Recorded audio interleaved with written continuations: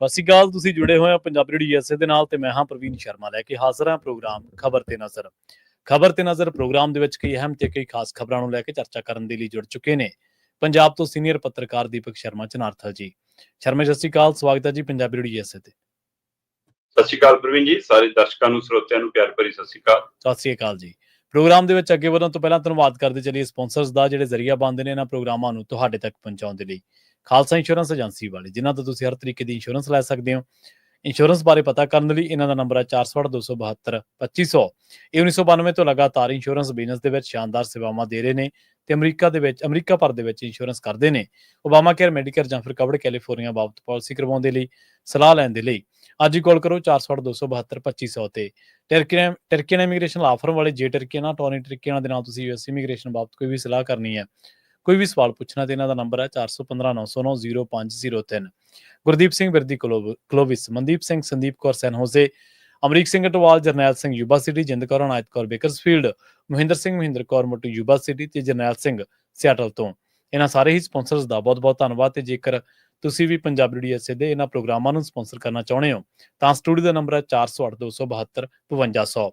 ਅੱਜ ਦਾ ਇਹ ਖਬਰ ਤੇ ਨਜ਼ਰ ਪ੍ਰੋਗਰਾਮ ਸਾਲ 2025 ਦੀ 28 ਮਾਰਚ ਦਾ ਪ੍ਰੋਗਰਾਮ ਹੈ ਤੇ ਦਿਨ ਅੱਜ ਸ਼ੁੱਕਰਵਾਰ ਹੈ। ਖਬਰਾਂ ਦੀ ਸ਼ੁਰੂਆਤ ਕਰਦੇ ਹਾਂ ਇੱਕ ਬੜੀ ਅਹਿਮ ਖਬਰ ਤੋਂ ਸ਼ਰਮਾ ਜੀ। ਜਦੋਂ ਕੋਈ ਬੰਦਾ ਚੋਣਾਂ ਦੇ ਵਿੱਚ ਖੜਾ ਹੁੰਦਾ ਨਾ ਤੇ ਉਹ ਬੰਦਾ ਪ੍ਰਚਾਰ ਨਾ ਕਰੇ ਜਾਂ ਉਹੋ ਜਿਹੀਆਂ ਗੱਲਾਂ ਕਰੇ ਜਿਹੜੀਆਂ ਦੂਜੀ ਧਿਰ ਨੂੰ ਵਫਾ ਕਰਦੀਆਂ ਹੋਣ, ਦੂਜੀ ਧਿਰ ਦੇ ਵਾਲੇ ਜਾਂਦੀਆਂ ਹੋਣ, ਤਾਂ ਆਮ ਹੀ ਲੋਕ ਕਹਿੰਦੇ ਫਲਾਨਾ ਤਾਂ ਫਲਾਨੇ ਕੰਨੀਓ ਖੇਡ ਰਿਹਾ, ਇੱਧਰੋਂ ਨਹੀਂ ਖੇਡ ਰਿਹਾ ਉੱਧਰੋਂ ਖੇਡ ਰਿਹਾ। ਆਪਣੇ ਪੰਜਾਬ ਦੇ ਸਿਆਸਤਦਾਨ ਵੀ ਹੈ ਨਾ, ਜਦੋਂ ਦਿੱਲੀ ਦਾ ਹੇਜ ਜਾਂ ਜ਼ਿਆਦਾ ਕਰਨ ਲੱਗ ਪੈਂਦੇ ਫਿਰ ਆਪਾਂ ਕਹਿੰਦੇ ਨਾ ਵੀ ਇਹ ਤਾਂ ਉੱਧਰੋਂ ਖੇਡ ਰਿਹਾ। ਪੰਥਕ ਸਿਆਸਤ ਨੂੰ ਜਦੋਂ ਵਾਚਦੇ ਹਾਂ ਤੇ ਦੋ ਅਹਿਮ ਚਿਹਰਿਆਂ ਦੇ ਕੰਮਾਂ ਕਾਰਾਂ ਉੱਤੇ ਨਜ਼ਰ ਮਾਰਦੇ ਹਾਂ ਤਾਂ ਇੱਕ ਸਵਾਲ ਚਰਚਾ ਦਾ ਵਿਸ਼ਾ ਬਣ ਗਿਆ। ਉਹ ਸਵਾਲ ਇਹ ਹੈ ਕਿ ਕੀ ਧਾਮੀ ਸਾਹਿਬ ਤੇ ਧੁੰਮਾ ਜੀ ਇੱਕੋ ਟੀਮ ਦੇ ਦੋ ਪਲੇਅਰ ਨੇ? ਪ੍ਰਵੀਨ ਜੀ, ਜਿਹੜੀ ਤੁਸੀਂ ਟੀਮ ਦੀ ਗੱਲ ਕਰ ਰਹੇ ਹੋ, ਉਸ ਟੀਮ ਦਾ ਕਪਤਾਨ ਆਪ ਤਾਂ ਹੁਣ ਗਰਾਊਂਡ 'ਚ ਨਹੀਂ ਹੈ ਜੀ, ਪਰ ਉਹ ਕਪਤਾਨ ਦੇ ਨਾਲ ਕੋਚਿੰਗ ਵੀ ਕਰ ਰਿਹਾ ਹੁਣ। ਜੀ ਸੋ ਮੈਂ ਗੱਲ ਕਰ ਰਿਹਾ ਸਰਦਾਰ ਸੁਖਬੀਰ ਸਿੰਘ ਬਾਦਲ ਦੀ। ਬਿਲਕੁਲ ਸਹੀ ਹੈ। ਸੁਖਬੀਰ ਸਿੰਘ ਬਾਦਲ ਦੀ ਟੀਮ ਦੇ ਹੀ ਮੈਂਬਰ ਨੇ, ਜਾਂ ਇਹ ਕਹਿ ਲਈਏ ਕਿ ਇੱਕ ਟੀਮ ਦੇ ਤਾਂ ਕਪਤਾਨੀ ਮਿਲੀ ਹੋਈ ਹੈ ਐਡਵੋਕੇਟ ਹਰਿੰਦਰ ਸਿੰਘ ਧਾਮੀ, ਉਹ ਤਾਂ ਉਸੇ ਟੀਮ ਦੇ ਪਲੇਅਰ ਨੇ।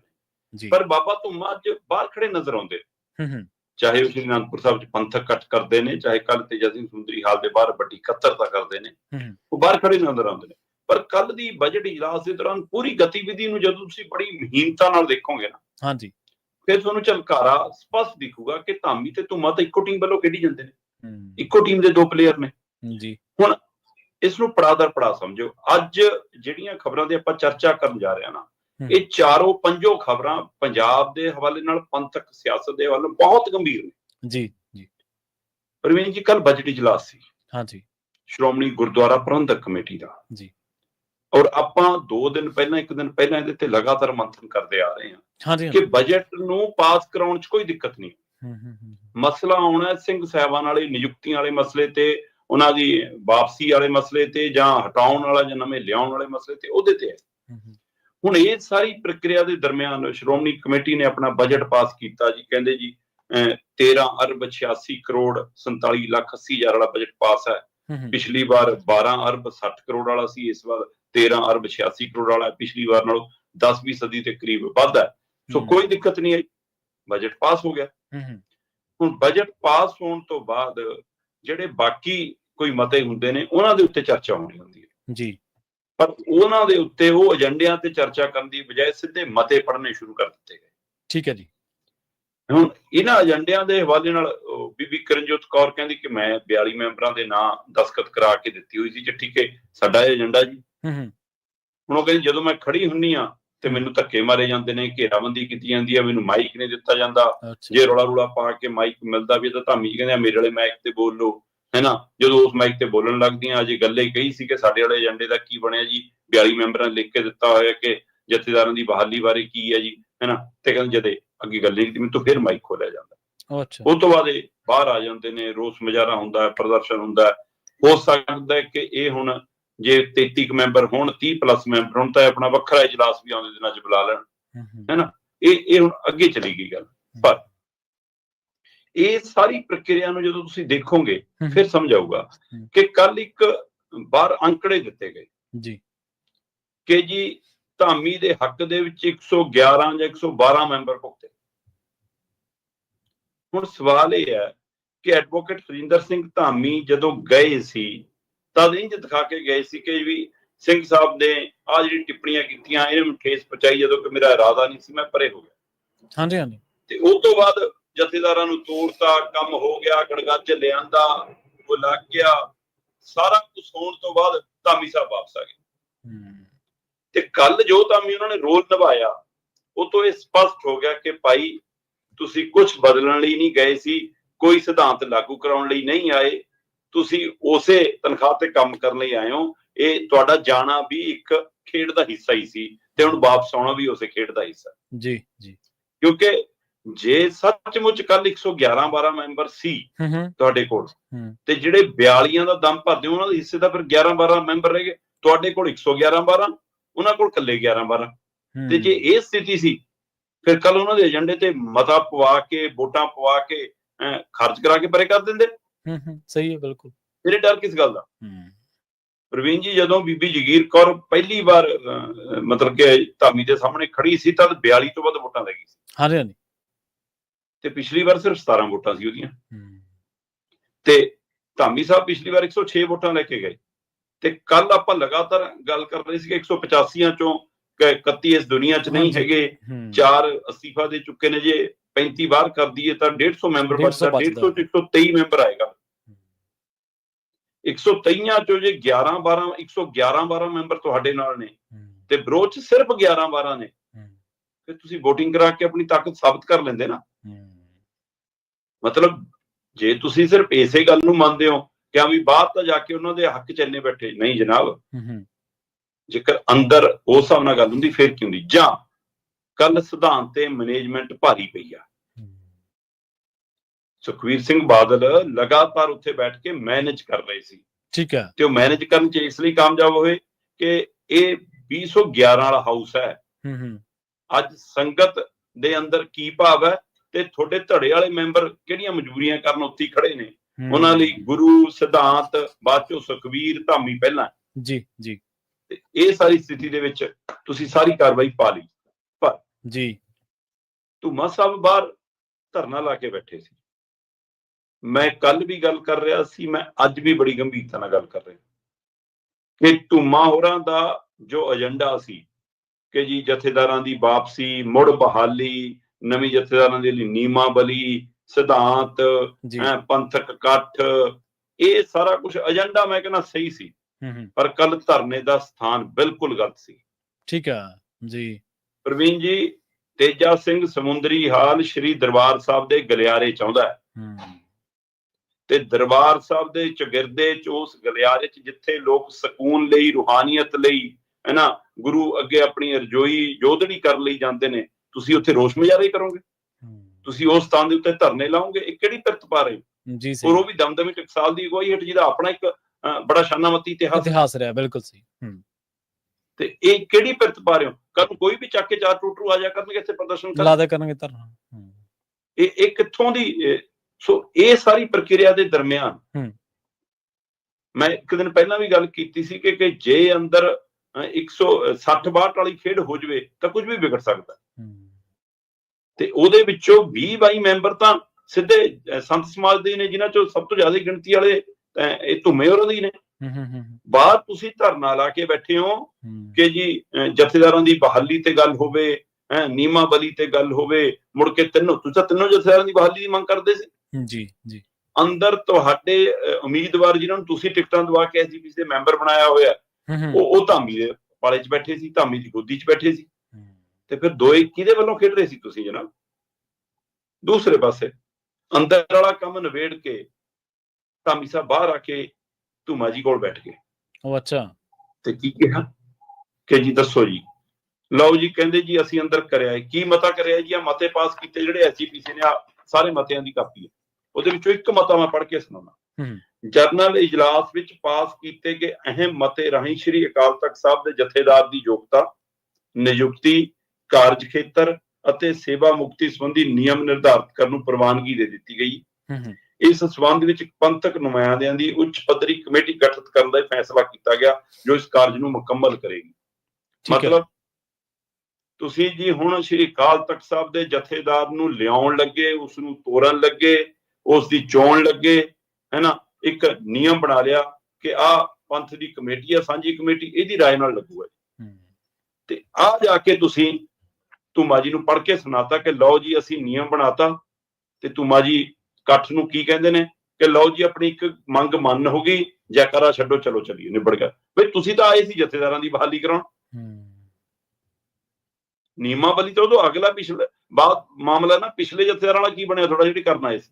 ਇਹਦਾ ਮਤਲਬ ਤੁਸੀਂ ਜਿਹੜੀ ਇਹ ਗੱਲ ਕਹਿੰਦੇ ਸੀਗੇ ਜੀ ਅੱਜ ਦਾ ਧਰਨਾ ਲਾ ਲੈਣ ਤੋਂ ਮੈਂ ਸ਼ਕਤੀ ਪ੍ਰਦਰਸ਼ਨ ਕਰਨਾ, ਫਿਰ ਸਮਝੌਤਾ ਹੋ ਕੇ ਹੀ ਆਏ ਸੀ ਤੁਸੀਂ। ਸੋ ਇਹ ਕਿੰਨੇ ਸਵਾਲ ਖੜੇ ਹੋ ਗਏ। ਇਹ ਸਾਰੀ ਪ੍ਰਕਿਰਿਆ ਦੇ ਵਿੱਚ ਗੌਰ ਕਰਨ ਵਾਲੀ ਗੱਲ ਹੈ ਕਿ ਜਿਹੜਾ ਇਹ ਮਤਾ ਪੇਸ਼ ਕੀਤਾ ਹੈ ਉਹਦੇ ਵਿੱਚ ਕੀ ਕਿਹਾ ਕਿ ਸ਼੍ਰੀ ਅਕਾਲ ਤਖਤ ਸਾਹਿਬ ਦੇ ਜਥੇਦਾਰ ਦੀ ਯੋਗਤਾ, ਨਿਯੁਕਤੀ, ਕਾਰਜ ਖੇਤਰ ਤੇ ਸੇਵਾ ਮੁਕਤੀ। ਇਹਦਾ ਮਤਲਬ ਬਾਕੀ ਤਖਤਾਂ ਦੇ ਚਲੋ ਠੀਕ ਆ, ਆਪਾਂ ਹਜੂਰ ਸਾਹਿਬ ਤੇ ਮਤਲਬ ਕਿ ਪਟਨਾ ਸਾਹਿਬ ਦੇ ਹਵਾਲਿਆਂ ਦੀ ਗੱਲ ਕਰੀ ਕਿ ਉੱਥੇ ਤੁਸੀਂ ਨਹੀਂ ਚੁਣਦੇ, ਤਾਂ 3 ਜਥੇਦਾਰ ਤੁਸੀਂ ਚੁਣਦੇ ਹੋ। ਇਹਦਾ ਮਤਲਬ 2 ਦੇ ਤੁਸੀਂ ਆਪਣੀ ਮਰਜ਼ੀ ਨਾਲ ਉਵੇਂ ਹੀ ਚੁਣੋਗੇ, 1 ਦਾ ਸਾਂਝੀ ਕਮੇਟੀ ਚੁਣੋਗੇ। ਸੋ ਕਾਫੀ ਕੁਛ ਕੱਲ ਖੁੱਲ ਗਿਆ ਜਨਾਬ ਕਿ ਤੁਹਾਡੇ ਲਈ ਅਜੇ ਵੀ ਸਿਧਾਂਤ ਸ਼੍ਰੀ ਅਕਾਲ ਤਖਤ ਸਾਹਿਬ, ਉਹਦੀ ਮਰਿਆਦਾ, ਹੈ ਨਾ, ਕੋਈ ਮਾਇਨੇ ਨਹੀਂ ਰੱਖਦੀ। ਤੁਹਾਡੇ ਲਈ ਲੈ ਦੇ ਕੇ ਸਿਰਫ ਅਹੁਦੇ, ਕੁਰਸੀਆਂ ਤੇ ਆ ਜਗਾੜ, ਤੋੜ ਫੋੜ, ਭੰਨ ਤੋੜ, ਇਹ ਸਾਰਾ ਮਾਇਨੇ ਰੱਖਦਾ। ਸੋ ਤੁਸੀਂ ਉਹ ਕੰਮ ਕਰ ਲਿਆ।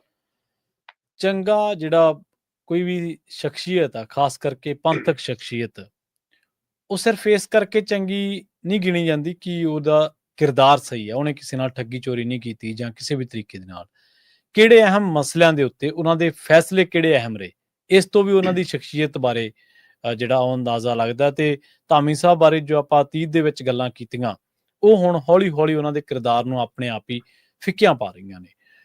ਅਗਲੀ ਖਬਰ ਦੇ ਵੱਲ ਵਧੀਏ ਤੇ ਗੱਲ ਕਰੀਏ 2 ਦਸੰਬਰ ਦੇ ਫੈਸਲੇ ਦੀ, ਕਿਉਂਕਿ ਉਹਦੇ ਵਿੱਚ ਬਹੁਤ ਸਾਰਾ ਕੁਝ ਨਿਕਲਦਾ, ਜਿਹਦੇ ਚੋਂ ਆਹ ਜੋ ਜਿਸ ਨਾਟਕ ਦੇ ਉੱਤੇ ਆਪਾਂ ਚਰਚਾ ਕਰਕੇ ਹਟੇ ਹਾਂ ਉਹ ਵਾਲਾ ਵੀ ਉਹਦੇ ਵਿੱਚ ਨਿਕਲਦਾ।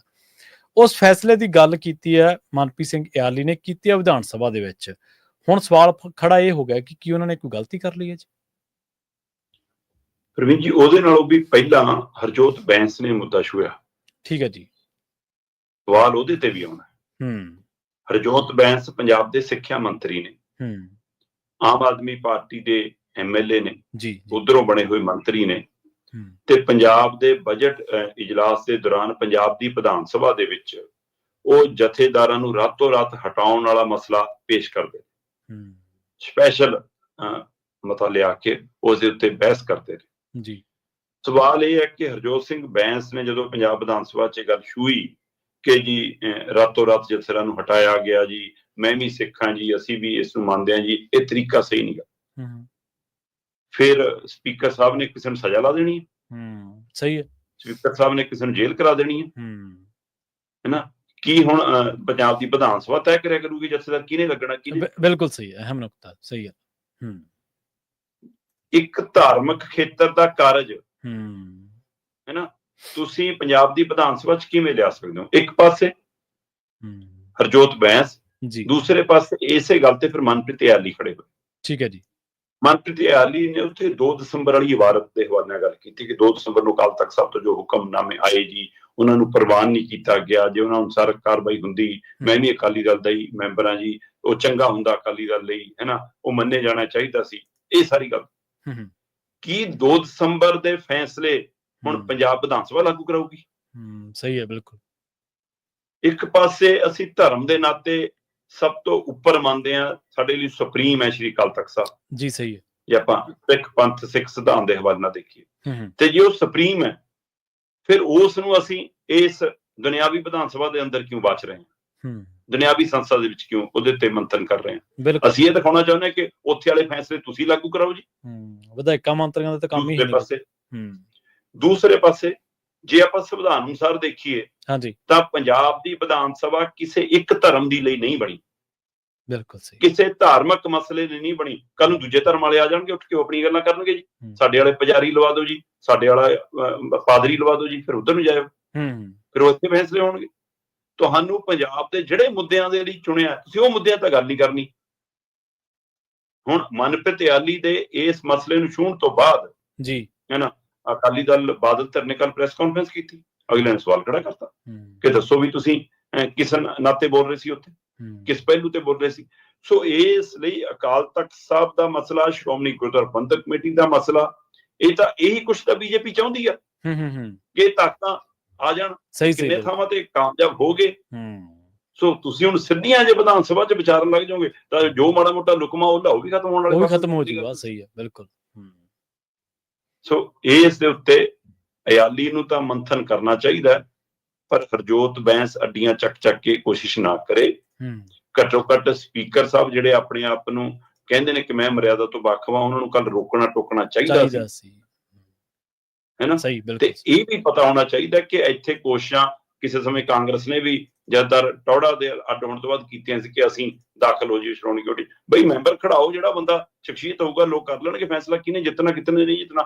ਜੇ ਐ ਸੋਚੋਗੇ ਬਾਇਆ ਵਿਧਾਨ ਸਭਾ ਜਾਂ ਬਾਇਆ ਪਾਰਟੀ, ਹੈਨਾ, ਫੇਰ ਨਹੀਂ ਪੰਜਾਬ ਪ੍ਰਵਾਨ ਕਰਦਾ ਜਾਂ ਪੰਥ ਫੇਰ ਨਹੀਂ ਪ੍ਰਵਾਨ ਕਰਦਾ, ਇਹ ਭੁਲੇਖਾ ਕੱਢ ਲੈਣੇ ਸਾਰੇ। ਜੀ ਬਿਲਕੁਲ ਸਹੀ ਹੈ। ਤੇ ਅਗਲੀ ਗੱਲ ਕਰੀਏ ਸਰਕਾਰ ਦੀ, 5 ਦਰਿਆਵਾਂ ਦੀ ਧਰਤੀ ਤੇ ਹੁਣ ਕਹਿੰਦੇ ਪਾਣੀ ਪਲੀਤ ਕਰਨਾ ਗੁਨਾਹ ਨਹੀਂ ਹੈ। ਲੋਕ ਤਾਂ ਧਰਨੇ ਲਾਉਂਦੇ ਨੇ, ਮੁਜ਼ਾਹਰੇ ਕਰਦੇ ਨੇ ਵੀ ਪਾਣੀ ਬਚਾਉਣਾ, ਪਾਣੀ ਬਚਾਉਣਾ। ਹੁਣ ਤਾਂ ਫਿਰ ਇਸ ਹਿਸਾਬ ਨਾਲ ਤਾਂ ਜੇ ਗੁਨਾਹ ਨਹੀਂ ਹੈ, ਫਿਰ ਤਾਂ ਧਰਨੇ ਲਾਉਣਾ ਗੁਨਾਹ ਜਾਂ ਪਾਣੀ ਨੂੰ ਬਚਾਉਣਾ ਗੁਨਾਹ ਬਣ ਜਾਊਗਾ। ਪ੍ਰਵੀਨ ਜੀ, ਅਸੀਂ ਗੁਰੂ ਸਾਹਿਬ ਦੇ ਫਲਸਫੇ ਦੀਆਂ ਗੱਲਾਂ ਕਰਦੇ ਹਾਂ। ਬਿਲਕੁਲ ਕਰਦੇ ਹਾਂ ਜੀ, ਬਿਲਕੁਲ ਕਰਦੇ ਹਾਂ। ਤੇ ਉਹਦੇ ਵਿੱਚ ਉਸ ਸਮੇਂ ਉਹ ਸਾਨੂੰ ਕਹਿ ਕੇ ਗਏ ਨੇ ਕਿ ਪਵਨ ਗੁਰੂ, ਪਾਣੀ ਪਿਤਾ, ਮਾਤਾ ਧਰਤ ਮਾਤ, ਮਤਲਬ ਇਹਨਾਂ ਦਾ ਸਥਾਨ ਅਸੀਂ ਇਹ ਦਿੱਤਾ। ਕੁਦਰਤ ਨੂੰ ਕਿਵੇਂ ਸਹੇਜਣਾ, ਕਿਵੇਂ ਸੰਭਾਲਣਾ, ਉਸ ਨੂੰ ਇਹਨਾਂ ਸਾਡੇ ਰਸਤਿਆਂ ਦੇ ਹਵਾਲੇ ਨਾਲ ਉਹਨਾਂ ਨੇ ਮਾਨਤਾ ਦਿੱਤੀ ਕਿ ਭਾਈ ਇਹ ਉਹ ਸਥਾਨ ਹੈ ਇਹਨਾਂ ਦਾ। ਪੰਜਾਬ ਦੇ ਹਵਾਲੇ ਨਾਲ ਜੇ ਮੈਂ ਗੱਲ ਕਰਾਂ ਤਾਂ ਇੱਕ 1974 ਵਾਲਾ ਐਕਟ ਹੈ। 1974 ਵਾਲਾ ਐਕਟ ਕਹਿੰਦਾ ਕਿ ਜੇਕਰ ਕੋਈ ਪਾਣੀ ਨੂੰ ਪ੍ਰਦੂਸ਼ਿਤ ਕਰਦਾ, ਪਲੀਤ ਕਰਦਾ, ਉਹਦੇ ਵਿੱਚ ਕੁਝ ਮਿਲਾਉਂਦਾ ਹੈ, ਉਹਦੇ ਵਿੱਚ ਕੋਈ ਹੈਨਾ ਗੰਦ ਸੁੱਟਦਾ, ਕੁਛ ਕਰਦਾ, ਤਾਂ ਉਸ ਨੂੰ ਸਜ਼ਾ ਦੀ ਪ੍ਰੋਵੀਜ਼ਨ ਹੈ। ਤੇ 1974 ਦੇ ਵਿੱਚ ਅੱਜ ਵਾਲੀ ਸਥਿਤੀ ਨਹੀਂ ਸੀ, ਨਾ ਉਹੀ ਜਿਹੀਆਂ ਫੈਕਟਰੀਆਂ ਸੀ, ਨਾ ਉਹ ਜਿਹਾ ਧੰਦਾ ਸੀ, ਨਾ ਉਹ ਜਿਹਾ ਪਲੀਤ ਕਰਨ ਦਾ ਕੰਮ ਸੀ। ਤਾਂ ਵੀ ਉਸ ਸਮੇਂ ਵੀ ਸਾਡੇ ਜਿਹੜੇ ਆਗੂ ਸੀ ਉਹ ਕਿੰਨੇ ਮਤਲਬ ਕਿ ਦੂਰਦੇਸ਼ੀ ਹੋਣੀ ਕਿ ਉਹਨਾਂ ਨੇ ਇਹ ਨਿਯਮ ਲਿਆਂਦਾ। ਤੁਸੀਂ 1.5 ਦਿਨਾਂ ਤੋਂ ਸੰਤ ਬਲਵੀਰ ਸਿੰਘ ਸੀਚੇਵਾਲ ਦੇ ਹਵਾਲੇ ਨਾਲ ਪੰਜਾਬ ਦੀ ਵਿਧਾਨ ਸਭਾ ਦੇ ਵਿੱਚ ਰੌਲਾ ਪਾ ਰਹੇ ਹੋ ਕਿ ਜੀ ਉਹਨਾਂ ਨੇ ਪਾਣੀ ਨੂੰ ਬਚਾਇਆ, ਉਹਨਾਂ ਨੇ ਸ਼ੁੱਧ ਕੀਤਾ, ਬਈ ਸੁਰਜੀਤ ਕਰਤੀ, ਹੈਨਾ, ਉਹ ਪਿੰਡਾਂ ਦੇ ਵਿੱਚ ਜੀ ਮਾਡਲ ਲਿਆਏ, ਹੈਨਾ। ਇਹ ਸਾਰੀ ਪ੍ਰਕਿਰਿਆ ਤੁਸੀਂ ਮੰਥਨ ਕਰ ਰਹੇ। ਤੇ ਕੱਲ ਫਿਰ ਕੀ ਭੁੱਲ ਗਏ ਸੀਗੇ ਜਨਾਬ? ਕੱਲ ਜਦੋਂ ਪੰਜਾਬ ਵਿਧਾਨ ਸਭਾ ਦਾ ਬਜਟ ਇਜਲਾਸ ਅਣਮਿੱਥੇ ਸਮੇਂ ਲਈ ਚੁੱਕਿਆ ਜਾ ਰਿਹਾ ਸੀ, ਉਹ ਤੋਂ ਪਹਿਲਾਂ 3-4 ਮਤੇ ਲਿਆਂਦੇ ਇਹਨਾਂ ਨੇ। ਉਹਨਾਂ ਮਤਿਆਂ 'ਚ ਇੱਕ ਮਤਾ ਸੀ ਕਿ ਜੀ ਹੁਣ ਪੰਜਾਬ ਦੇ ਵਿੱਚ ਪਾਣੀ ਪਲੀਤ ਕਰਨ ਤੇ ਕੋਈ ਸਜ਼ਾ ਨਹੀਂ। ਉਹ ਅੱਛਾ, ਇਹਦਾ ਮਤਲਬ ਪਾਣੀ ਪਲੀਤ ਕਰਨਾ, ਪ੍ਰਦੂਸ਼ਿਤ ਕਰਨਾ ਹੁਣ ਗੁਨਾਹ ਨਹੀਂ। ਉਹ ਭਾਈ ਕੱਲਾ ਲੁਧਿਆਣਾ ਹੀ ਬਚਿਆ ਤੁਹਾਡੇ ਕੋਲ ਜਿੱਤਣ ਨੂੰ। ਸਹੀ ਹੈ, ਬਿਲਕੁਲ। ਕੀ ਉਹਦੇ ਲਈ ਤੁਸੀਂ ਸਾਰਾ ਕੁਝ ਕਰ ਦੋਗੇ, ਦਾਅ ਤੇ ਲਾ ਦੋਗੇ, ਜਾਂ ਇਹ ਤੁਸੀਂ ਬੀਜੇਪੀ ਦੇ ਲਈ ਕੰਮ ਕਰ ਰਹੇ ਹੋ? ਬੀਜੇਪੀ ਨੇ ਜਿਵੇਂ ਖੇਤੀ ਖਰੜਾ ਸਾਰੇ ਸੂਬਿਆਂ ਨੂੰ ਭੇਜਿਆ ਸੀ ਨਾ, ਹਾਂਜੀ ਹਾਂਜੀ, ਤੇ ਜੇ ਬਹੁ ਗਿਣਤੀ ਸੂਬਿਆਂ 'ਚੋਂ ਪਾਸ ਹੋ ਕੇ ਆ ਜਾਂਦਾ ਤਾਂ ਉਹ ਲਾਗੂ ਸੀਗਾ। ਉਸੇ ਤਰ੍ਹਾਂ ਇਹ ਨਿਯਮਾਵਲੀ ਵੀ ਉਹਨਾਂ ਨੇ ਸਾਰੇ ਸੂਬਿਆਂ ਨੂੰ ਭੇਜੀ ਹੈ, ਜਿੱਥੋਂ ਜਿੱਥੋਂ ਪਾਸ ਹੋ ਕੇ ਆਈ ਜਾਊਗੀ ਉੱਥੇ ਤੇ ਲਾਗੂ ਆ। ਤੇ ਤੁਸੀਂ ਕੱਲ ਉਹਨਾਂ ਦਾ ਕੰਮ ਕਰਤਾ, ਤੇ ਇਹਦਾ ਮਤਲਬ ਤੁਸੀਂ ਕਾਰਪੋਰੇਟ ਘਰਾਣਿਆਂ ਦੇ ਹੱਥਾਂ 'ਚ ਵਿਕ ਗਏ, ਜਾਂ ਤੁਸੀਂ ਬੀਜੇਪੀ ਦੇ ਹੱਥ ਚੁੱਕ ਕੇ ਬਣ ਗਏ। ਤੇ ਤੁਸੀਂ ਗੱਲਾਂ ਕਰਦੇ ਸੀ ਕੁਦਰਤ ਦੀਆਂ, ਵਾਤਾਵਰਨ ਦੀਆਂ। ਤੇ ਕੱਲ ਸਰਦਾਰ ਹਮੀਰ ਸਿੰਘ ਜੀ ਟਿੱਪਣੀ ਕਰ ਰਹੇ ਸੀ, ਕਹਿੰਦੇ ਵੀ ਘੱਟੋ ਘੱਟ ਜੇ ਸੰਤ ਬਲਵੀਰ ਸਿੰਘ ਸੀਚੇਵਾਲ ਹੁਣ ਕੁਦਰਤ ਨੂੰ ਪਰਨਾਏ ਹੋਏ ਨੇ ਤਾਂ ਅਸਤੀਫਾ ਦੇਣ। ਸਹੀ ਹੈ। ਫਿਰ ਉਹ ਕਹਿੰਦੇ ਅਸਤੀਫਾ ਦੇ ਦਿਓ। ਦੂਸਰੇ ਪਾਸੇ ਸਵਾਲ ਇਹ ਤੋਂ ਵੀ ਅੱਗੇ ਦਾ ਜੀ, ਤੁਸੀਂ ਇੱਕ ਵਿਦਵਤਾ ਦੇਖੋ ਇਹਨਾਂ ਦੀ, ਮਤਲਬ ਕਿ ਸਰਕਾਰ ਦੀ ਜਾਂ ਲੀਡਰਾਂ ਦੀ। ਕੱਲ ਸੱਤਾਧਾਰੀ ਧਿਰ ਮਤਾ ਲੈ ਕੇ ਆ ਰਹੀ ਸੀ, ਉੱਥੇ ਬਸਪਾ ਵਾਲਾ ਵੀ ਸੀ, ਉੱਥੇ ਅਕਾਲੀ ਦਲ ਵਾਲਾ ਵੀ ਸੀ, ਉੱਥੇ ਬੀਜੇਪੀ ਵਾਲੇ ਵੀ ਸੀ, ਤੇ ਵਿਰੋਧੀ ਧਿਰ ਕਾਂਗਰਸ ਵੀ ਸੀ ਜੀ। ਜਨਾਬ, ਇੱਕ ਦੀ ਜੀਭ ਨਹੀਂ ਹਿੱਲੀ, ਇੱਕ ਦੇ ਬੁੱਲਾਂ ਚੋਂ ਇੱਕ ਅੱਖਰ ਨਹੀਂ ਨਿਕਲਿਆ। ਮਤਲਬ ਜਾਂ ਤਾਂ ਤੁਹਾਨੂੰ ਸਮਝ ਹੀ ਨਹੀਂ ਆਉਂਦੀ ਹੈ ਕੀ ਹੋ ਗਿਆ, ਹੈਨਾ, ਜਾਂ ਤੁਸੀਂ ਵੀ ਉਹਦਾ ਹਿੱਸਾ ਹੋ, ਫਿਰ ਜਾਂ ਤੁਹਾਨੂੰ ਵੀ ਚੋਗਾ ਪਿਆ ਕੋਈ ਕਾਰਪੋਰੇਟ ਘਰਾਣਿਆਂ ਵੱਲੋਂ ਜੀ ਜੀ ਜੀ, ਤੇ ਤੁਸੀਂ ਵੀ ਇਹਦਾ ਵਿਰੋਧ ਨਹੀਂ ਕੀਤਾ। ਸੋ ਸਹਿਮਤੀ ਨਾਲ ਮਤੇ ਪਾਸ ਹੋ ਗਏ। ਦੂਸਰੇ ਪਾਸੇ ਪੰਜਾਬ ਦੇ ਵਿਧਾਨ ਸਭਾ ਦੇ ਅੰਦਰ ਜਿਸ ਤਰ੍ਹਾਂ ਲੀਡਰ ਬੋਲਦੇ ਨੇ, ਖਾਸ ਕਰਕੇ MLA ਸਾਹਿਬ ਖੜੇ ਹੋਏ, ਮੰਤਰੀ ਨੇ ਜਿਹੜੇ, ਕਿ ਜੀ ਆ ਜੀ ਜਿਹੜੇ ਸਾਡੇ ਸੱਤਾਧਾਰੀ ਧਿਰ ਦੇ MLA ਨੇ, ਇਹਨਾਂ ਨੂੰ ਵੀ ਟਾਈਮ ਦੇ ਦਿਆ ਕਰੋ ਜੀ, ਇਹਨਾਂ ਦੀ ਘਰ ਵਾਲੀਆਂ ਨੇ ਦੇਖਣਾ ਹੁੰਦਾ ਜੀ, ਇਹਨਾਂ ਦੇ ਘਰ ਵਾਲਿਆਂ ਨੇ ਦੇਖਣਾ ਹੁੰਦਾ, ਟੈਲੀਵਿਜ਼ਨ ਤੇ ਨਹੀਂ ਆਉਂਦੇ। ਮਤਲਬ ਤੁਸੀਂ ਪੰਜਾਬ ਦੇ ਮੁੱਦਿਆਂ ਲਈ ਨਹੀਂ ਬੋਲਣਾ, ਟੀਵੀ ਤੇ ਆਉਣ ਮਾਰੇ ਤੁਸੀਂ ਟੈਲੀਵਿਜ਼ਨ ਤੇ ਆਉਣ ਲਈ ਬੋਲਣਾ। ਤੇ ਇੱਕ ਮੰਤਰੀ ਦੀ ਇਹ ਦਿਮਾਗ ਦਿਖਦਾ ਕਿ ਤੁਹਾਡਾ ਦਿਮਾਗ ਕਿੰਨਾ ਕਿ ਵਿਧਾਨ ਸਭਾ ਦੇ ਟੈਲੀਵਿਜ਼ਨ ਤੇ ਦੇਖਣ ਆਉਂਦੇ ਅਸੀਂ। ਪਾਣੀਆਂ ਦਾ ਮੁੱਦਾ ਸੀ ਜਦੋਂ, ਕੱਲ ਨਹੀਂ ਉਹ ਤੋਂ ਪਹਿਲਾਂ ਇਸੇ ਬਜਟ ਦਾ ਪਾਣੀਆਂ ਦਾ ਮੁੱਦਾ ਸੀ, ਤਾਂ ਇੱਕ ਮੰਤਰੀ ਸਾਹਿਬ ਖੜੇ ਹੋਏ, ਮੈਂ ਜੀ ਅੱਧੀ ਬਾਲਟੀ ਨਾਲ ਨਹਾਉਣਾ ਤੇ ਮੈਂ ਸਾਬਣ ਵੀ ਨਹੀਂ ਲਾਉਂਦਾ ਜੀ, ਮੈਂ ਪਾਣੀ ਬਚਾਉਣਾ। ਉਹ ਭਰਾਵਾ ਨੀਤੀ ਬਣਾਓ ਜਿਹਦੇ ਨਾਲ ਪਾਣੀ ਬਚੇ, ਕੋਈ ਨਿਯਮਾਵਲੀ ਬਣਾਓ। ਤੇ ਤੁਸੀਂ ਤਾਂ ਮਤਲਬ ਕਿ ਮਤੇ ਲਿਆ ਰਹੇ ਹੋ ਕਿ ਹਾਂ ਪਾਣੀ ਨੂੰ ਪਲੀਤ ਕਰਨਾ ਹੁਣ ਕੋਈ ਗੁਨਾਹ ਨਹੀਂ, ਕੋਈ ਸਜ਼ਾ ਨਹੀਂ, ਹੈ ਨਾ, ਤੇ ਤੁਸੀਂ ਗੱਲਾਂ ਅੱਧੀ ਬਾਲਟੀ ਨਾਲ ਕਰਦੇ ਹੋ। ਇਹ ਸਮਝ ਦਾ ਤਕਾਜ਼ਾ ਹੈ ਇਹਨਾਂ ਦਾ ਕਿ ਇਹਨਾਂ ਕੋਲ ਕਿੰਨੀ ਕੁ ਸਮਝ ਹੈ ਤੇ ਕਿੰਨਾ ਕਿ ਉਹਦਾ ਪ੍ਰਗਟਾਵਾ ਪੰਜਾਬ ਵਿਧਾਨ ਸਭਾ ਚ ਕਰਨਾ ਕੀ ਹੈ ਤੇ ਕਰ ਕੀ ਰਹੇ ਹੋ। ਇਹ ਕੱਲ ਅਫਸੋਸਜਨਕ ਵਰਤਾਰਾ ਸੀ ਕਿ 5 ਦਰਿਆਵਾਂ ਦੀ ਧਰਤੀ ਤੇ ਹੁਣ ਪਾਣੀ ਪਲੀਤ ਕਰਨਾ ਵੀ ਕੋਈ ਗੁਨਾਹ ਨਹੀਂ ਰਿਹਾ। ਬਿਲਕੁਲ ਜੀ। ਅਗਲਾ ਜਿਵੇਂ ਤੁਸੀਂ ਕਿਹਾ ਨਾ ਵੀ ਇਹ ਜਦੋਂ ਮਤਾ ਲਿਆਂਦਾ ਗਿਆ ਤੇ ਉਦੋਂ ਨਾ ਬੀਜੇਪੀ ਵਾਲਾ ਨਾ ਕੋਈ ਕਾਂਗਰਸ ਵਾਲਾ ਕੁਸਕਿਆ। ਇੱਕ ਹੋਰ ਬੜਾ ਵੱਡਾ ਮਸਲਾ, ਉਹ ਤੇ ਵੀ ਨਹੀਂ ਕੁਸਕਰਿਆ ਕੋਈ। ਕੇਂਦਰ ਨੇ 50% ਪੰਜਾਬ ਦੀ ਗ੍ਰਾਂਟ ਕੱਟੀ ਹੈ ਜੀ ਕਹਿੰਦੇ, ਪਰ ਸਰਕਾਰ ਸਣੇ ਸਾਰੀਆਂ ਧਿਰਾਂ ਸੁੱਤੀਆਂ ਪਈਆਂ ਜੀ। ਬਿਲਕੁਲ, ਇਹ ਬਹੁਤ ਗੰਭੀਰ ਪਹਿਲੂ ਹੈ ਜੀ ਜੀ। ਸਾਡਾ ਪੇਂਡੂ ਵਿਕਾਸ ਫੰਡ ਦੀ ਆਪਾਂ ਕਿੰਨੀ ਵਾਰ ਗੱਲ ਕਰ ਚੁੱਕੇ ਹਾਂ। GST ਦੀ ਸਮੇਂ ਸਿਰ ਅਦਾਇਗੀ ਨਾ ਹੋਣ ਦਾ ਆਪਾਂ ਕਿੰਨੀ ਵਾਰ ਗੱਲ ਕਰ ਚੁੱਕੇ ਹਾਂ। ਆ ਸਕੂਲਾਂ ਦੇ ਹਵਾਲੇ ਨਾਲ, ਸਿਹਤ ਦੇ ਹਵਾਲੇ ਨਾਲ ਸਾਡੀ ਕੀ ਸਥਿਤੀ ਬਣ ਗਈ। ਅਸੀਂ ਫੱਟੇ ਵੀ ਬਦਲ, ਉਹਨਾਂ ਦੇ ਨਾਮ ਵੀ ਲਾਓ, ਸਾਰਾ ਕੁਝ ਕਰ, ਉਹਦੇ ਬਾਵਜੂਦ ਵੀ ਨਹੀਂ। ਪਰ ਸਰਕਾਰ ਕਦੇ ਤੁਹਾਨੂੰ ਇਸ ਮਸਲੇ ਤੇ ਕੋਈ ਬੋਲਦੀ ਨਜ਼ਰ ਆਈ? ਨਹੀਂ, ਬਿਲਕੁਲ। ਕਦੇ ਲੜਦੀ ਨਜ਼ਰ ਆਈ? ਕਦੇ ਇਹ ਚਿੱਠੀਆਂ ਨੂੰ ਲੈ ਕੇ ਪ੍ਰੈਸ ਕਾਨਫਰੰਸ ਕਰਦੇ, ਕਦੇ ਅੱਜ ਆ ਕੇ ਆਏ ਜੀ ਮੁੱਖ ਮੰਤਰੀ ਸਾਹਿਬ ਕਹਿੰਦੇ ਮੈਂ ਪੇਂਡੂ ਵਿਕਾਸ ਫੰਡ ਲਈ ਕੇਂਦਰੀ ਮੰਤਰੀ ਨਾਲ ਹੁਣੇ ਮੀਟਿੰਗ ਕਰਕੇ ਆਇਆ ਜੀ, ਤੇ ਮੈਂ ਉਹਨਾਂ ਨੂੰ ਕਹਿ ਕੇ ਆਇਆ ਜੀ ਕਿ ਇਹ ਅਸੀਂ ਭੀਖ ਨਹੀਂ ਮੰਗਦੇ, ਸਾਡਾ ਹੱਕ ਹੈ ਜੀ, ਤੁਸੀਂ ਕਿਸ਼ਤਾਂ 'ਚ ਦੇ ਦਿਓ ਸਾਨੂੰ। ਉਹ ਅੱਛਾ, ਉਹ ਭਰਾਵਾ ਧਰਨਾ ਉੱਥੇ ਲਾ ਲਓ, ਇੱਕ ਸੈਸ਼ਨ ਉੱਥੇ ਦਿੱਲੀ ਜਾ ਕੇ ਚਲਾ ਲਓ। ਉਹਦੇ ਲਈ ਕਿਉਂ ਨਹੀਂ ਬੋਲਦੇ? ਨਾ ਸੱਤਾਧਾਰੀ ਬੋਲਣ ਨਾ ਵਿਰੋਧੀ ਬੋਲਣ। ਤੇ ਅਗਲਿਆਂ ਨੇ ਕੀ ਕੀਤਾ?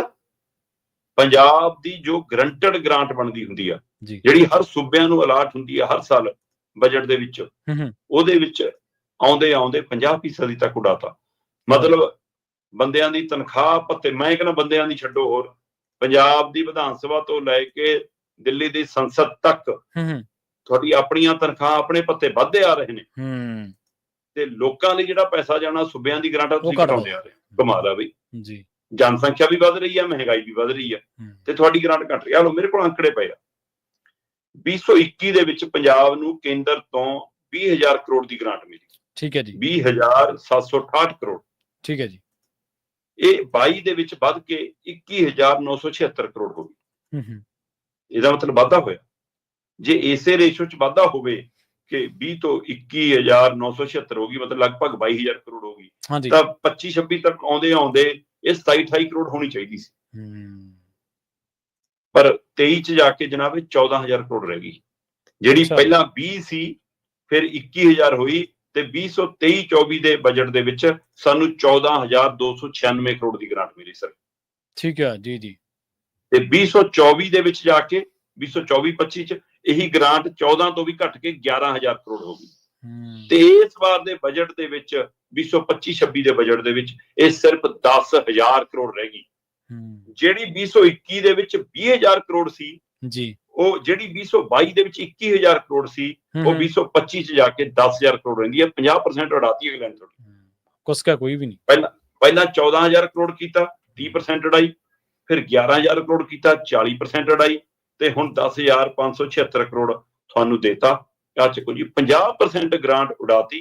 ਠੀਕ ਹੈ ਨਾ। ਵਿਰੋਧੀ ਧਿਰ ਦਾ ਲੀਡਰ ਹੁਣ ਬੋਲੇ, ਹੈ ਨਾ ਜਿਹੜਾ ਅਸ਼ਵਨੀ ਸ਼ਰਮਾ ਨੂੰ ਜੰਮੂ ਕਸ਼ਮੀਰ ਦਿਖਦਾ, ਉਹਨੂੰ ਦਿੱਲੀ ਨਹੀਂ ਦਿਖਦਾ, ਹੈ ਨਾ, ਉਹ ਬੋਲੇ ਹੈ, ਤੇ ਸੱਤਾਧਾਰੀ ਧਿਰ ਦਾ ਬੋਲਣਾ ਹੀ ਕੀ?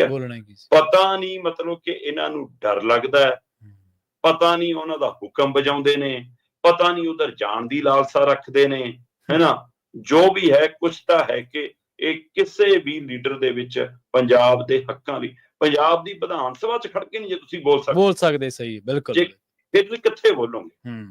ਤੋ ਇਸ ਲਈ ਜੀ ਪੰਜਾਬ ਦੇ ਮੁੱਦੇ ਮਨਫੀ ਨੇ, ਤੇ ਕਿਸੇ ਦਾ ਨਹਾਉਣਾ, ਕਿਸੇ ਦੀ ਬਾਲਟੀ, ਕਿਸੇ ਦੀ ਸਾਬਣ ਦੀ ਚਾਕੀ, ਤੇ ਕਿਸੇ ਦੇ ਟੈਲੀਵਿਜ਼ਨ ਤੇ ਆਉਣ ਦਾ, ਆ ਗੱਲਾਂ ਦੇ ਉੱਤੇ ਸਾਡੇ ਸੈਸ਼ਨ ਵਿਧਾਨ ਸਭਾ ਚੱਲਦੀ ਹੈ ਸਾਡੀ। ਬਿਲਕੁਲ ਸਹੀ ਹੈ ਜੀ। ਜਾਂਦਿਆਂ ਦੀ ਗੱਲ ਕਰੀਏ, ਜਗਜੀਤ ਸਿੰਘ ਡੱਲੇਵਾਲ ਦੀ ਸੰਘਰਸ਼ ਕੀਤਾ ਉਹਨਾਂ ਨੇ, ਪਰ ਕਹਿੰਦੇ ਹੁਣ ਅਖੀਰ ਤੇ ਸਰਕਾਰੀ ਪਾਣੀ ਪੀ ਹੀ ਲਿਆ ਜੀ। ਬਿਲਕੁਲ ਜੀ। ਜਗਜੀਤ ਸਿੰਘ ਡੱਲੇਵਾਲ ਖਨੌਰੀ ਬਾਰਡਰ ਦੇ ਉੱਤੇ ਮਰਨ ਵਰਤੇ ਬੈਠਦੇ ਨੇ ਜੀ ਜੀ। ਇੱਧਰ ਸ਼ੰਭੂ ਬਾਰਡਰ ਦੇ ਉੱਤੇ ਪੰਨੂ ਪੰਦੇਰ ਹੋਰਾਂ ਦੀ ਜਥੇਬੰਦੀ ਤੇ ਬਾਕੀ ਜਥੇਬੰਦੀਆਂ ਆਪੋ ਆਪਣਾ ਪ੍ਰਦਰਸ਼ਨ ਕਰਦੀਆਂ ਨੇ। ਇਹ ਲਗਾਤਾਰ ਸਾਲ ਤੋਂ ਉੱਪਰ ਚੱਲਿਆ ਤੇ 200 ਮਤਲਬ 123 ਕੁ ਦਿਨਾਂ ਦਾ ਮਰਨ ਵਰਤ ਕਹਿੰਦੇ ਹੋਇਆ ਜਗਜੀਤ ਸਿੰਘ ਡੱਲੇਵਾਲ ਹੋਰਾਂ ਦਾ। ਜੀ ਜੀ। ਪਰ ਕੱਲ ਇੱਕ ਜੋ ਚੰਗਾ ਹੋਇਆ ਉਹ ਇਹ ਸੀਗਾ ਕਿ ਕੱਲ ਸਾਂਝਾ ਮੋਰਚੇ ਦੇ ਤੌਰ ਤੇ ਪੰਜਾਬ ਭਰ ਚ ਪ੍ਰਦਰਸ਼ਨ ਹੋਏ। ਠੀਕ ਹੈ। ਬਕਾਇਦਾ ਤੌਰ ਤੇ ਪੰਜਾਬ ਚ ਜ਼ਬਰ ਜ਼ੁਲਮ ਦੇ ਖਿਲਾਫ ਕਿਸਾਨਾਂ ਨਾਲ ਜੋ ਵਧੀਕੀ ਕੀਤੀ ਉਹਦੇ ਰੋਸੇ ਵਜੋਂ SKM ਨੇ ਸਾਂਝੇ ਤੌਰ ਦੇ ਉੱਤੇ ਪ੍ਰਦਰਸ਼ਨ ਕੀਤਾ। ਉਹ DC ਦਫ਼ਤਰਾਂ ਦੇ ਮੂਹਰੇ ਧਰਨੇ ਮੁਜ਼ਾਹਰੇ ਲੱਗੇ। ਚਲੋ, ਕਿਉਂਕਿ ਪਹਿਲਾਂ ਉਹ ਸਟੇਜ ਲਾ ਕੇ ਬੈਠੇ ਸੀ ਸ਼ੰਭੂ ਖਨੋਰੀ, ਉਹ ਕਹਿੰਦੇ ਸੀ ਸਾਡੇ ਪਿੱਛੇ ਆ ਕੇ ਬੈਠ ਜਾਓ, ਕਿਉਂਕਿ ਜਦੋਂ ਉੱਪਰ ਬੈਠ ਕੇ ਦੇਖਦੇ ਹੋ ਸਟੇਜ ਤੋਂ ਥੱਲੇ ਵਾਲੇ ਤੁਹਾਨੂੰ ਨੀਵੀਂ ਦਿਖਦੇ ਹੁੰਦੇ ਆ। ਸੋ ਇਸ ਲਈ ਕਹਿੰਦੇ ਸੀ ਪਿੱਛੇ ਆ ਕੇ ਬੈਠੋ। ਤੇ SKM ਵਾਲੇ ਕਹਿੰਦੇ ਨਾ, ਸਾਡੇ ਕੋਲ ਤਾਕਤ ਵੱਧ ਹੈ, ਸਾਡੇ ਕੋਲ ਜਥੇਬੰਦੀਆਂ ਵੱਧ ਹੈ, ਸਾਡੇ ਕੋਲ ਕਿਸਾਨ ਵੱਧ ਨੇ, ਇਸ ਲਈ ਅਸੀਂ ਪਿੱਛੇ ਥੋੜਾ ਬੈਠਾਂਗੇ, ਹੈ ਨਾ। ਉਹਨਾਂ ਕੋਲ ਆਪਣੀ ਈਗੋ ਦਾ ਮੰਚ ਬੜਾ ਸੀਗਾ, ਸੋ ਲੈ ਦੇ ਕੇ ਕੋਈ ਤਿਆਰ ਨਹੀਂ ਸੀ। ਹੁਣ ਜਦੋਂ ਭੰਨ ਤੋੜ ਹੋ ਗਈ, ਜਿਹੜਾ ਕਿ ਬਹੁਤ ਵੱਡੀ ਵਧੀਕੀ ਸੀ ਸਰਕਾਰ ਵੱਲੋਂ, ਹੈ ਨਾ, ਉਹ ਤੋਂ ਬਾਅਦ ਸਾਰੀਆਂ ਧਿਰਾਂ ਕੱਲ ਇੱਕੋ ਦਰੀ ਤੇ ਬੈਠੀਆਂ ਸੀ। ਸੋ ਜਦੋਂ ਇੱਕ ਥਾਂ ਤੇ ਆ ਜਾਂਦੇ ਹੋ ਫਿਰ ਏਕੇ ਦੀ ਗੱਲ ਤੁਰ ਪੈਂਦੀ ਆ। ਸੋ ਹੁਣ ਇਹਦੇ ਵਿੱਚੋਂ ਏਕਾ ਨਿਕਲਦਾ ਦਿਖ ਰਿਹਾ, ਪਰ ਸਭ ਦੀਆਂ ਨਜ਼ਰਾਂ ਲਗਾਤਾਰ ਸੀਗੀਆਂ ਕਿ ਸਰਕਾਰ ਦਾ ਜੋ ਤਰੀਕਾ ਸੀ, ਜਿਵੇਂ ਕਿਸਾਨ ਆਗੂ ਚੱਕੇ ਸੀ, ਹਾਂਜੀ, ਤੇ ਜਗਜੀਤ ਸਿੰਘ ਡੱਲੇਵਾਲ ਦਾ ਲੰਘੇ ਕੁਝ ਦਿਨ ਪਹਿਲਾਂ ਇੰਨਾ ਕੁ ਬਿਆਨ ਬਾਹਰ ਨਸਰ ਹੋਇਆ। ਉਹ ਕਦੋਂ ਦਿੱਤਾ, ਉਹਨਾਂ ਨੇ ਕਿਵੇਂ ਦਿੱਤਾ, ਕਿਹਨੂੰ ਦਿੱਤਾ, ਇਹ ਕਿਸੇ ਨੂੰ ਨਹੀਂ ਪਤਾ, ਕਿਉਂਕਿ ਸਰਕਾਰੀ ਧਿਰ ਨਹੀਂ ਉਹ ਬਿਆਨ ਸਾਹਮਣੇ ਲਿਆਂਦਾ, ਪੁਲਿਸ ਤੰਤਰ ਨੇ ਬਿਆਨ ਸਾਹਮਣੇ ਲਿਆਂਦਾ ਕਿ ਜਗਜੀਤ ਸਿੰਘ ਡੱਲੇਵਾਲ ਕਹਿੰਦੇ ਨੇ ਕਿ ਜਦੋਂ ਤੱਕ ਮੇਰੇ ਸਾਰੇ ਸਾਥੀ ਰਿਹਾ ਨਹੀਂ ਹੁੰਦੇ ਮੈਂ ਪਾਣੀ ਨਹੀਂ ਪੀਣਾ। ਤੇ ਇਹਦਾ ਮਤਲਬ ਤੁਹਾਡਾ ਉਸ ਸਮੇਂ ਤੱਕ ਮਰਨ ਵਰਤ ਜਾਰੀ ਆ। ਤੇ ਹੁਣ ਕੱਲ ਜਦੋਂ ਸਾਰੇ ਰਿਹਾ ਹੋ ਗਏ ਤਾਂ ਉਹ ਤੋਂ ਤੁਰੰਤ ਬਾਅਦ ਇੱਕ ਫੋਟੋ ਆਈ ਤੇ ਉਸ ਫੋਟੋ ਦੇ ਵਿੱਚ ਉਹ ਸਾਬਕਾ ਪੁਲਿਸ ਅਧਿਕਾਰੀ ਜਗਜੀਤ ਸਿੰਘ ਡੱਲੇਵਾਲ ਨੂੰ ਪਾਣੀ ਪਿਲਾਉਂਦੇ ਨੇ। ਇਹ ਉਹੀ ਪੁਲਿਸ ਅਧਿਕਾਰੀ ਨੇ ਜਿਹੜੇ ਤੁਹਾਡੀ ਟਰੈਲੀ 'ਚ ਚੜ ਬੈਠਦੇ ਸੀ। ਸਹੀ ਹੈ, ਬਿਲਕੁਲ, ਜਿਹੜੇ ਤੁਹਾਡੇ ਨਾਲ ਰਹਿੰਦੇ ਸੀ। ਜਦੋਂ ਇਹ ਸਾਰੇ ਤੁਹਾਡੇ ਨਾਲ ਸੀ, ਫਿਰ ਤਾਂ ਤੁਸੀਂ ਉਸ ਸਮੇਂ ਵੀ ਅਗਵਾ ਸੀ, ਤੁਸੀਂ ਅੱਜ ਵੀ ਅਗਵਾ ਹੋ ਫਿਰ, ਜਾਂ ਤੁਸੀਂ ਉਸ ਸਮੇਂ ਵੀ ਨਾਲ ਸੀ, ਤੁਸੀਂ ਅੱਜ ਵੀ ਨਾਲ ਹੋ ਫਿਰ। ਕਿਉਂਕਿ ਸਰਕਾਰ ਬਕਾਇਦਾ ਤੌਰ ਤੇ ਅਦਾਲਤ 'ਚ ਇਹ ਗੱਲ ਕਹਿੰਦੀ ਹੈ ਕਿ ਡੱਲੇਵਾਲ ਸਾਹਿਬ ਸਾਡੀ ਹਿਰਾਸਤ ਵਿੱਚ ਨਹੀਂ। ਪੁਲਿਸ ਦੇ ਰਾਹੀਂ ਵਕੀਲ ਇਹ ਗੱਲ ਕਹਿੰਦੇ ਨੇ ਕਿ ਡੱਲੇਵਾਲ ਸਾਹਿਬ ਸਾਡੀ ਹਿਰਾਸਤ ਵਿੱਚ, ਤਾਂ ਆਪਣੇ ਆਪ, ਜੇ ਆਪਣੇ ਆਪ ਹੁੰਦੇ ਤਾਂ ਹੁਣ ਤੱਕ ਭਾਈ ਤੁਹਾਡੀ ਜਿਵੇਂ ਖਨੌਰੀ ਬਾਰਡਰ ਤੋਂ ਕੋਈ ਫੋਟੋ ਕਦੇ ਪੋਤੇ ਨਾਲ, ਕਦੇ ਆਗੂਆਂ ਨਾਲ ਨਸਰ ਹੁੰਦੀ ਸੀ, ਤਾਂ ਹੁਣ ਕੋਈ ਫੋਟੋ ਆਉਂਦੀ, ਜਾਂ ਤੁਸੀਂ ਆਪਣਾ ਸੰਦੇਸ਼ ਪੰਜਾਬ ਦੇ ਨਾਮ, ਕਿਸਾਨਾਂ ਦੇ ਨਾਮ, ਸਰਕਾਰਾਂ ਦੇ ਨਾਮ ਦਿੰਦੇ ਸੀ, ਕੋਈ ਸੰਦੇਸ਼ ਆਉਂਦਾ, ਕੁਝ ਨਹੀਂ ਆ ਰਿਹਾ। ਤਾਂ ਇਹਦਾ ਮਤਲਬ ਤੁਹਾਨੂੰ ਕੰਟਰੋਲ ਕੀਤਾ ਗਿਆ। ਜਿੱਦਣ ਅਗਲਿਆਂ ਨੂੰ ਲੱਗਿਆ ਕਿ ਬਿਆਨ ਬਾਹਰ ਦੇਣਾ, ਉਦੋਂ ਬਿਆਨ ਦਵਾਤਾ। ਤੇ ਕੀ ਇਹ ਪਾਣੀ ਜਿਹੜਾ ਕੱਲ ਪੀਤਾ, ਤੇ ਜਿਸ ਪਾਣੀ ਨੂੰ ਉਹਨਾਂ ਨੇ ਇਹ ਕਿਹਾ ਕਿ ਪਾਣੀ ਪੀ ਕੇ ਮਰਨ, ਸੁਪਰੀਮ ਕੋਰਟ ਦੇ ਵਿੱਚ ਬਿਆਨ ਦਿੱਤਾ ਅਗਲੇ ਨੇ। ਠੀਕ ਹੈ, ਅੱਛਾ, ਕਿ ਜੀ ਅਸੀਂ ਤੁਹਾਡੇ ਹੁਕਮਾਂ ਤੇ ਫੁੱਲ ਚੜਾਤੇ। ਪੰਜਾਬ ਸਰਕਾਰ ਕਹਿੰਦੀ, ਪੰਜਾਬ ਪੁਲਿਸ ਕਹਿੰਦੀ, ਇਹਨਾਂ ਦੇ ਵਕੀਲ ਕਹਿੰਦੇ ਕਿ ਜੇ ਅਸੀਂ ਰਾਹ ਖਿਲਾਤਾ, ਤੁਸੀਂ ਕਿਹਾ ਸੀ ਕਿ ਰਾਹ ਰੋਕਣੇ ਠੀਕ ਨਹੀਂ ਗਏ। ਅੱਛਾ, ਕਹਿੰਦੇ ਸ਼ਾਬਾਸ਼। ਤੇ ਡੱਲੇਵਾਲ ਸਾਹਿਬ ਨੇ ਜੀ ਕਹਿੰਦੇ ਮਰਨ ਵਰਤ ਖਤਮ ਕਰਤਾ ਜੀ ਪਾਣੀ ਪੀ ਕੇ। ਮਤਲਬ ਪਾਣੀ ਪੀ ਕੇ ਮਰਨ ਵਰਤ, ਥੋੜਾ ਮਰਨ ਵਰਤ ਦੇ ਦੌਰਾਨ ਵੀ ਪਾਣੀ ਪੀਤਾ ਜਾਂਦਾ ਰਹਿੰਦਾ, ਪਾਣੀ ਪੀ ਕੇ ਮਰਨ ਵਰਤ। ਹਾਂ, ਸਰਕਾਰੀ ਪਾਣੀ ਪੀ ਕੇ ਮਰਨ ਵਰਤ ਮੁੱਕਦਾ ਹੋਵੇ ਤਾਂ ਮੈਨੂੰ ਪਤਾ ਨਹੀਂ। ਸੋ ਕੱਲ ਉਸ ਪੁਲਿਸ ਅਧਿਕਾਰੀਆਂ ਦੇ ਘੇਰੇ 'ਚ ਨਜ਼ਰ ਆਏ ਜਿਹੜੀ ਪੁਲਿਸ ਕਹਿੰਦੀ ਹੈ ਕਿ ਸਾਡੀ ਹਿਰਾਸਤ ਵਿੱਚ ਡੱਲੇਵਾਲ ਨਹੀਂ ਹੈ। ਸੋ ਮੁੰਡਾ ਡੱਲੇਵਾਲ ਦਾ ਕਹਿੰਦਾ ਕਿ ਮੇਰੇ ਪਿਤਾ ਹਿਰਾਸਤ ਵਿੱਚ ਨਹੀਂ, ਅਗਵਾ ਕੀਤੇ ਹੋਏ ਨੇ। ਤੇ ਪਰ ਜੇ ਉਹ ਅਦਾਲਤ ਨੂੰ ਇਹ ਕਹਿਣਾ ਪੈਂਦਾ ਕਿ ਹੁਣ ਪਰਿਵਾਰ ਨੂੰ ਮਿਲਣ ਦੀ ਇਜਾਜ਼ਤ ਹੈ, ਪਰ ਜੇ ਕੋਈ ਮਿਲਣ ਜਾਂਦਾ ਉਹਨੂੰ ਚੱਕਦੇ ਨੇ। ਇਹਦਾ ਮਤਲਬ ਅੱਜ ਜਗਜੀਤ ਸਿੰਘ ਡੱਲੇਵਾਲ ਹੋਰਾਂ ਦੇ ਅਕਸ ਨੂੰ ਸਰਕਾਰ ਸ਼ੱਕਾਂ ਸ਼ੋਭਿਆਂ ਦੇ ਵਿੱਚ ਪਾ ਕੇ, ਸਵਾਲੀਆ ਚਿੰਨ੍ਹ 'ਚ ਪਾ ਕੇ ਲੋਕਾਂ ਦੇ ਮੂਹਰੇ ਪੇਸ਼ ਕਰਨ 'ਚ ਕਾਮਯਾਬ ਹੋ ਗਈ। ਸੋ ਕੀ ਜਗਜੀਤ ਸਿੰਘ ਡੱਲੇਵਾਲ ਸਮਝ ਹੀ ਨਹੀਂ ਪਾ ਰਹੇ, ਜਾਂ ਉਹਨਾਂ ਦੀ ਸਮਝ ਹੁਣ ਇੰਨੀ ਹੋ ਗਈ ਹੈ ਕਿ ਉਹ ਰਾਜਨੀਤਿਕ ਤਰ੍ਹਾਂ ਦੇ ਨੇੜੇ ਹੋਣਾ ਹੀ ਪ੍ਰਾਪਤੀ ਸਮਝਣ ਲੱਗੇ ਨੇ? ਇਹ ਕਈ ਸਵਾਲ ਖੜੇ ਹੋ। ਹਾਂਜੀ, ਬਿਲਕੁਲ। ਦੇਖੋ, ਜਿਹੜੀ ਤੁਸੀਂ ਅਖੀਰ ਦੇ ਵਿੱਚ ਗੱਲ ਕਹੀ ਹੈ ਤਾਂ 100 ਹੱਥ ਰੱਸਾ ਤੇ ਸਿਰੇ ਤੇ ਗੰਢ ਵਾਲੀ ਗੱਲ ਹੋ ਗਈ ਵੀ ਜੇ ਜੋ ਵਾਪਰ ਰਿਹਾ, ਜੇ ਉਹਨੂੰ ਵੱਖ-ਵੱਖ ਪਹਿਲੂਆਂ ਤੋਂ ਦੇਖਿਆ ਨਾ ਜਾਊਗਾ, ਫਿਰ ਤਾਂ ਇਹੀ ਤੱਥ ਨਿਕਲਦਾ ਵੀ ਸ਼ਾਇਦ ਉਹ ਸਰਕਾਰ ਦੇ ਨਾਲ ਇੱਕਮਿਕ ਹੋ ਚੁੱਕੇ ਨੇ, ਤੇ ਜਾਂ ਫਿਰ ਉਹ ਕੁਝ ਬੋਲ ਨਹੀਂ ਸਕਦੇ। ਤੇ ਜੇਕਰ ਐਡਾ ਦ੍ਰਿੜ ਕਿਸਾਨ ਆਗੂ ਕੁਝ ਬੋਲ ਨਹੀਂ ਰਿਹਾ ਤਾਂ ਫਿਰ ਉਹਦੇ ਚੁੱਪ ਦੇ ਕੀ ਮਾਇਨੇ ਕੱਢੇ ਜਾਣ। ਸੋ ਬਿਲਕੁਲ ਜੀ, ਬਹੁਤ-ਬਹੁਤ ਧੰਨਵਾਦ ਸ਼ਰਮਾ ਜੀ ਤੁਹਾਡਾ ਇਹਨਾਂ ਖਾਸ ਖਬਰਾਂ ਤੇ ਖਾਸ ਜਾਣਕਾਰੀਆਂ ਦੇ ਲਈ। ਬਹੁਤ ਸ਼ੁਕਰੀਆ ਜੀ। ਪ੍ਰੋਗਰਾਮ ਖਬਰ ਤੇ ਨਜ਼ਰ ਨੂੰ ਆਪਾਂ ਇੱਥੇ ਹੀ ਸਮਾਪਤ ਕਰਾਂਗੇ। ਪੰਜਾਬੀ ਰੇਡੀਓ USA ਦੇ ਉੱਤੇ ਪ੍ਰੋਗਰਾਮਾਂ ਦਾ ਸਿਲਸਿਲਾ ਲਗਾਤਾਰ ਜਾਰੀ ਹੈ। ਜੁੜੇ ਰਹੋ ਪੰਜਾਬੀ ਰੇਡੀਓ USA ਦੇ ਨਾਲ। ਤੁਹਾਡਾ ਸਾਰਿਆਂ ਦਾ ਬਹੁਤ-ਬਹੁਤ ਧੰਨਵਾਦ। ਸਤਿ ਸ਼੍ਰੀ ਅਕਾਲ। ਪੰਜਾਬੀ ਰੇਡੀਓ USA ਦੇ ਵੱਖ-ਵੱਖ ਸੋਸ਼ਲ ਮੀਡੀਆ ਪਲੇਟਫਾਰਮਸ ਦੇ ਉੱਤੇ ਚਾਹੇ ਉਹ ਟਿਕਟੋਕ ਆ, ਚਾਹੇ ਉਹ ਇੰਸਟਾਗ੍ਰਾਮ ਆ, ਚਾਹੇ ਟਵਿੱਟਰ ਆ, ਤੇ ਚਾਹੇ ਫੇਸਬੁੱਕ ਆ। ਉਹਨਾਂ ਦੇ ਉੱਤੇ ਅਸੀਂ ਅਹਿਮ ਜਾਣਕਾਰੀਆਂ ਜਿਹੜੀਆਂ ਖਬਰਾਂ ਦੇ ਵਿੱਚ ਹੁੰਦੀਆਂ ਨੇ ਉਹਨਾਂ ਨੂੰ ਵੀਡੀਓ ਕਟਿੰਗ ਦੇ ਰੂਪ ਦੇ ਵਿੱਚ ਵੀ ਅਪਲੋਡ ਕਰਦੇ ਹਾਂ। ਤੁਸੀਂ ਉਹਨਾਂ ਨੂੰ ਉੱਥੇ ਜਾ ਕੇ ਵੀ ਦੇਖਣਾ ਤੇ ਸ਼ੇਅਰ ਕਰਨਾ ਜਿਹੜਾ ਉਹ ਜ਼ਰੂਰ ਸ਼ੁਰੂ ਕਰੋ। ਤੇ ਪੰਜਾਬੀ ਰੇਡੀਓ ਇਸ ਨੂੰ ਇੰਸਟਾਗ੍ਰਾਮ, ਟਿਕਟੋਕ ਤੇ ਟਵਿੱਟਰ ਦੇ ਉੱਤੇ, ਫੇਸਬੁੱਕ ਦੇ ਉੱਤੇ, YouTube ਦੇ ਉੱਤੇ ਫੋਲੋ ਜ਼ਰੂਰ ਕਰੋ। ਤੁਹਾਡਾ ਸਾਰਿਆਂ ਦਾ ਬਹੁਤ ਬਹੁਤ ਧੰਨਵਾਦ। ਸਤਿ ਸ਼੍ਰੀ ਅਕਾਲ।